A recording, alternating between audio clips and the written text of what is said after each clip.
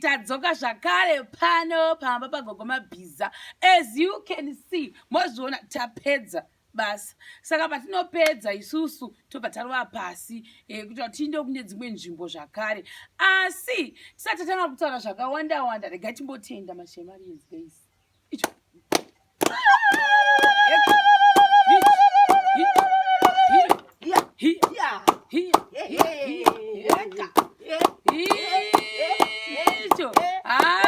Tenda zvokwadi mashemarines.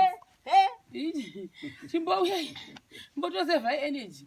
Right, tozotenda zvakare ava vasisi vakatidana kuno kunzvimbo yekwadavira ativatendei.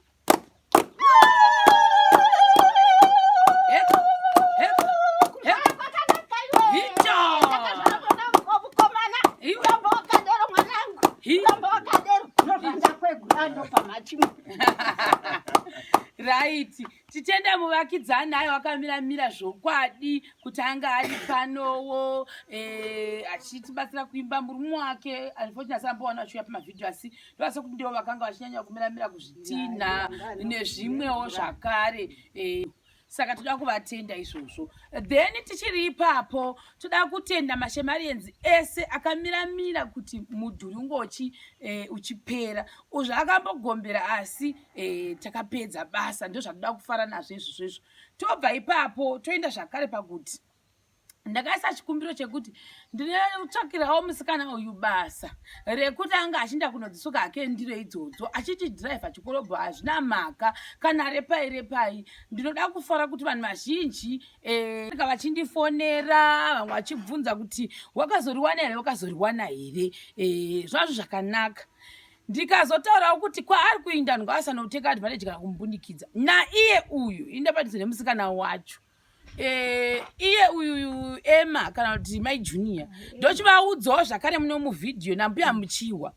Emma akasvikawo kwaRarare kwaakawana basa. Emma uyu wakazoriwana basa, mari yake yebhazi tikutonomupa nhasi yakatumigwa zuro kuti agozoda basa.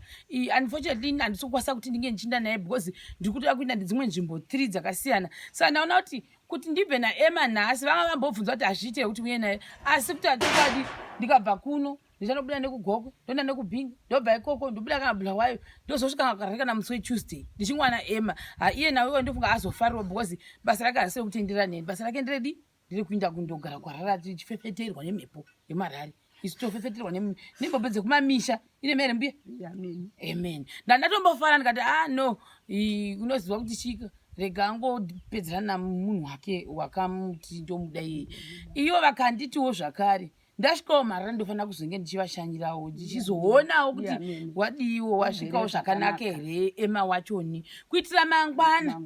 Naivowo Emmawo kana waita chikomana chako umarare umu, chikomana kwete kuzochiunza pamba pagogo ava nasekuru vangu kana kuti whatever kwauri kunogara. Nditi tazvitaura pano mbuya ava vari kunotora uyu vakanzwa vakaona sokuti Emma wanyang'anya musazotsamwa kana wakati inini Emma ndakundikanya tichitaure nekuti ini ndakavaudzawo vanhu kuti musambunyikidza Emma. Naye Emma haafani kuteka advantage kuti ndari wanirwa basa nasister Shema. Anenge asvodedzaini nevanhu vemachivi navasiziva vachoni namambo wenyu kana zvadero. Ndakamiramira zvokwadi. Saka ndinonomupa mari yake izvozvi tichibva pano ndoenda machivi ndinotora mari yake yebhasi. Vanzi uye musi weMonday. Saka kuti wacha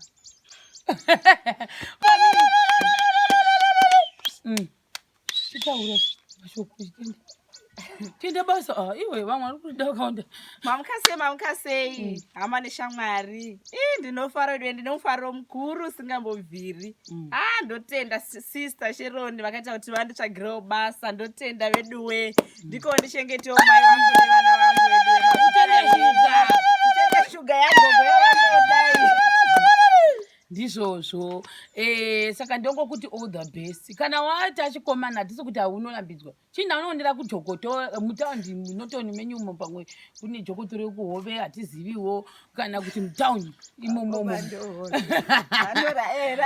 Aiwa tatitigara tataura kusvika mangwana usazounza chiboyfriend chako pamba ndamuonyerana kushe uku.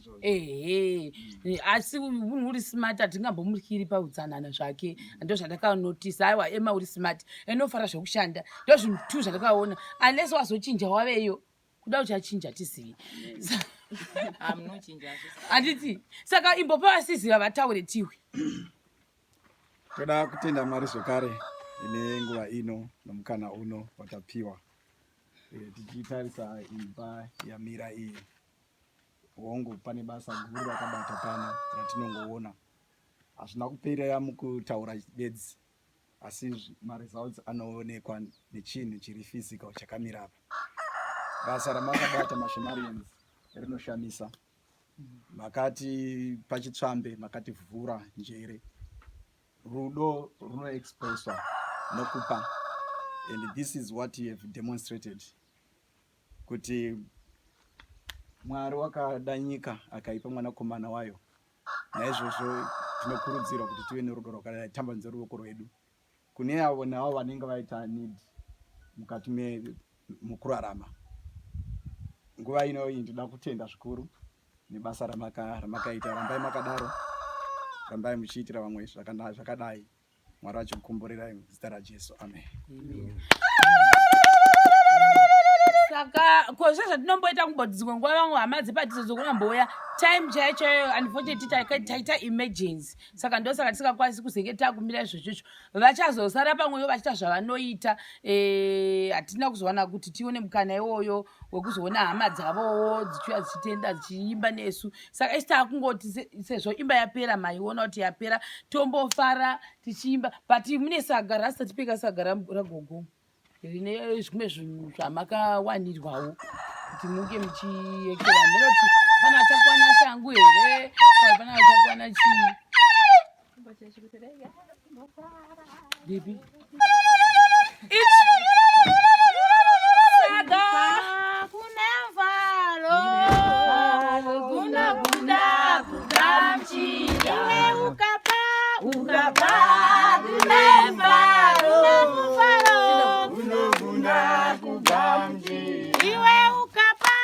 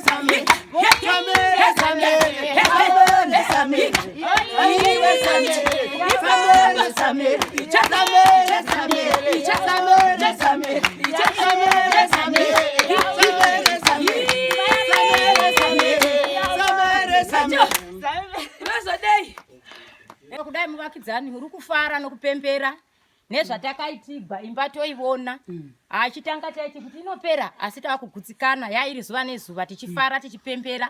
Ndinofara zvikuru nedogwa makaitira gogo vavari munhu anokumbira pokuvata nekuti inovhinza imo ngoivonavo zvairi asi nedogwa makaita. Ndinogutenda vose vakabudisa muhomwe Mwari vakuitire nyasha vakuwedzere pamakatapudza ndichiti amen.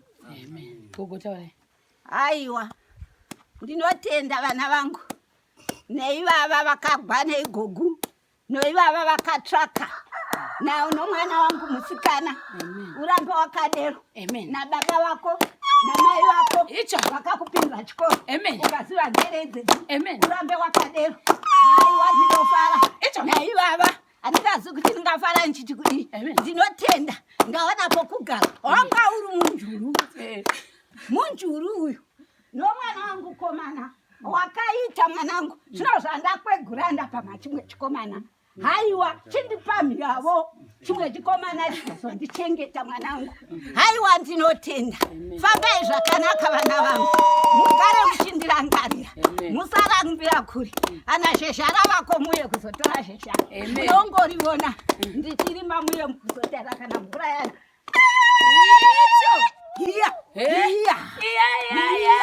Akandibata neruoko